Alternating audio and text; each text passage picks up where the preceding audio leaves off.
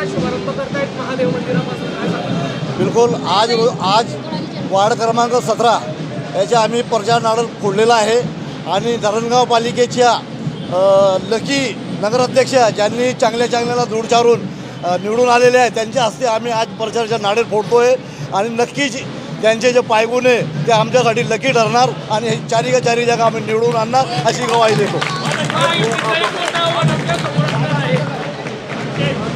माझ्या म्हणजे परशाद नाईक हे, इक्बाल पिरजादे हे आणि असे समजा 29 कॅन्डिडेट आहेत. परंतु आमची जी आज बॉडी आहे सर्वांवरती वरचढ होईल आणि पब्लिकांचे जे आम्ही कामं केलेले आहेत आम्ही त्या मुद्द्यावरती म्हणजे जो आपण हे केलेला डेव्हलपिंग त्याच्यावरती आपण लोकांपर्यंत जाऊ आणि नक्कीच विजय जी शृंखला आहे खेचून आणू. प्रभाग क्रमांक 17 अ मधून जरीना बी शब्बीर शाह,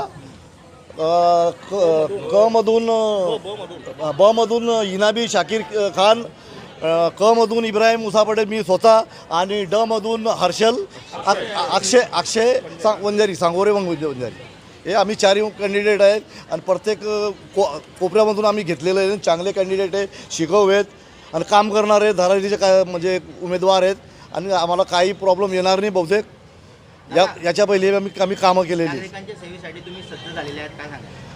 आम्ही एनी टाईम नागरिकांच्या सेवेसाठी सज्ज राहतो आणि पुढेही राहू. मी पर्सनल कोणाशीही असे आश्वासन देत नाही का मी हे करून देईल ते करून देईल.